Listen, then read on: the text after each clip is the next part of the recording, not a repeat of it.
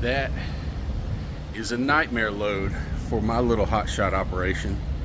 Doesn't weigh hardly anything, 1,000 pounds, but man, oh man, it catches the wind. And for me, it seems like no matter which direction I'm going, the wind is in my face. And it was yesterday. I was coming straight down from Nebraska to Houston.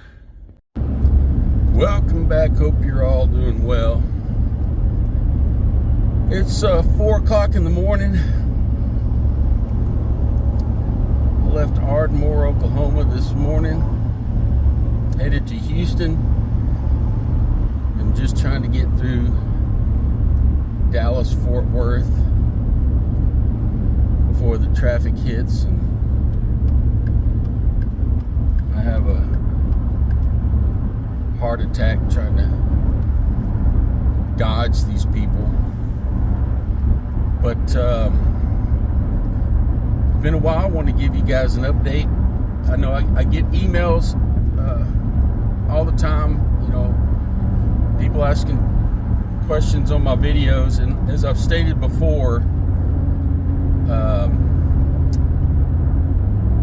I'm not sure what's going on with my YouTube channel, but I get the emails asking me questions or making comments, and when I go over to my channel, it won't let me comment, and sometimes it won't even let me see the comments on the video. So I try to answer all the questions I can, and you know, do all that.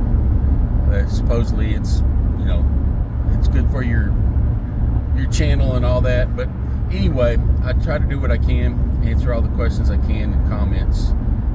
But most of the time I cannot. I love it when I move over and let people on the highway, and then they want to trap me on this outside lane, so we'll just cut them off, get back over. Slow my butt down here. So, update. I'm back in my Welcome to Texas. Well, thank you. I'm back in my hotshot, my little hotshot, my F-150 24-foot trailer. And for me, it cuts out some of the stress. It's just easier. Profit margin is better. And since I take off quite a bit, it's much, much cheaper to park this thing in my driveway and take days off than to park a big truck in the driveway and take days off. Excuse me. So that's a big part of it, being able to take time off, because I definitely need my time off. So this week, sort of an average week. Man, these roads are rough.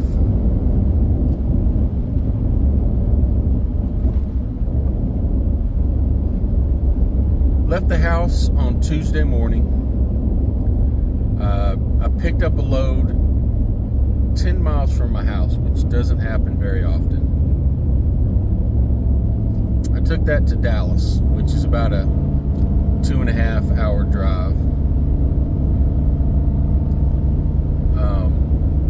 As I was dropping that load off at a construction site, I asked the guy if he had anything going out, which I do as much as I can. Whenever I remember, you know, I'll ask people, hey, you got anything going out? And, you know, if I don't already have something booked.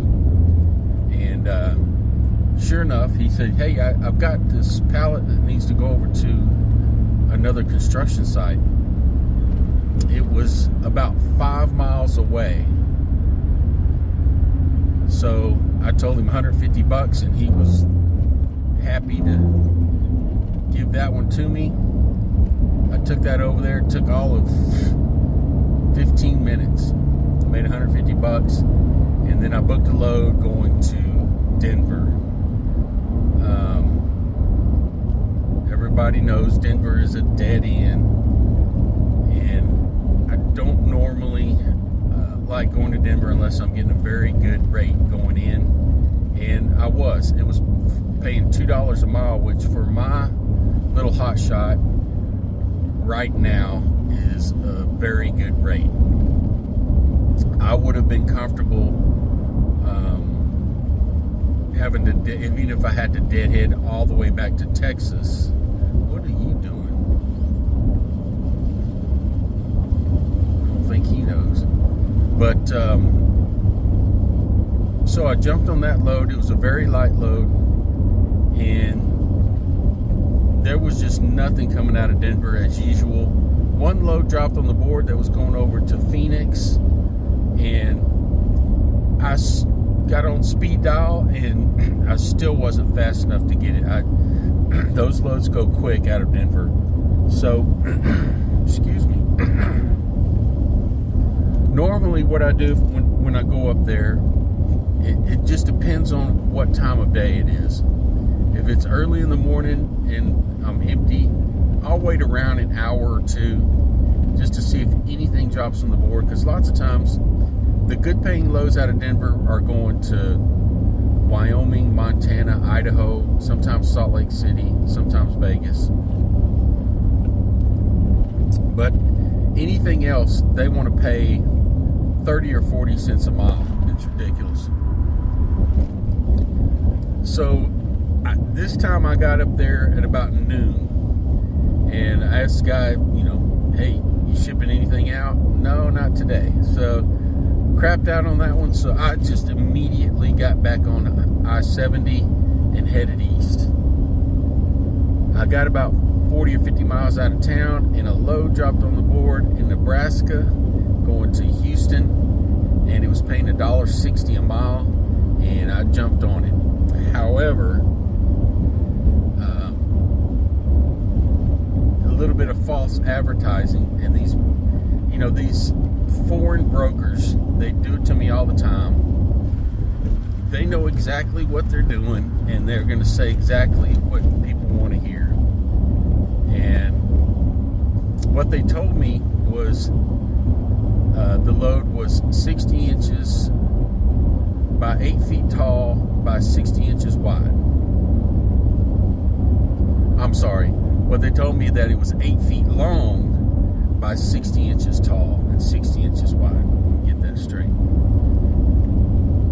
So I got over there, and of course it's 8 feet tall.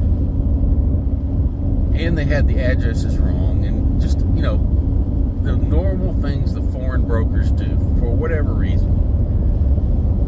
But I went ahead and took it anyway. It was taking me home, and of course it's killing my fuel mileage. I don't like to, in my little hot shot, I keep the loads light, and I try to keep them as low profile as possible. This load sticking up there 8 feet tall is cut my fuel mileage down to 9 miles to the gallon, where it's usually 15 miles to the gallon, 14 or 15. I'm doing 65 miles an hour south, and the wind's doing 20 miles an hour north, and it's not a good combination. But got to do what you got to do. So for this week, left my driveway Tuesday morning. I'll get back home hopefully today about 1 or 2 p.m. Driveway to driveway, it's right at 2,300 miles. 2,300.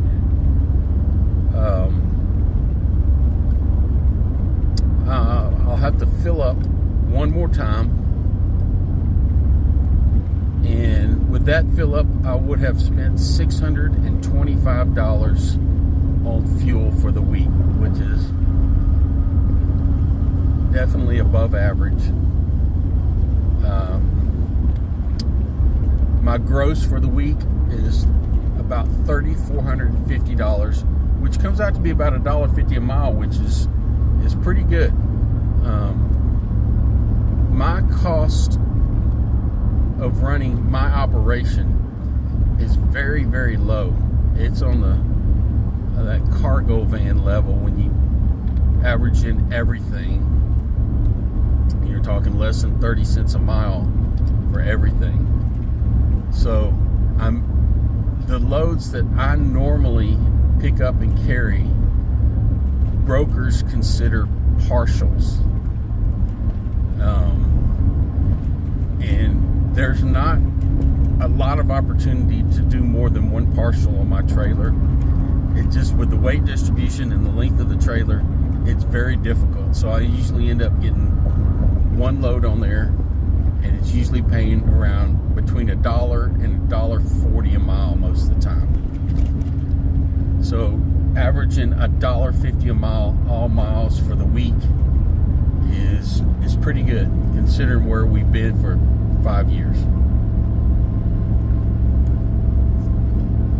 But still got my fingers crossed, and hoping for better days ahead. Slide left. We'll see. Good luck to all of you.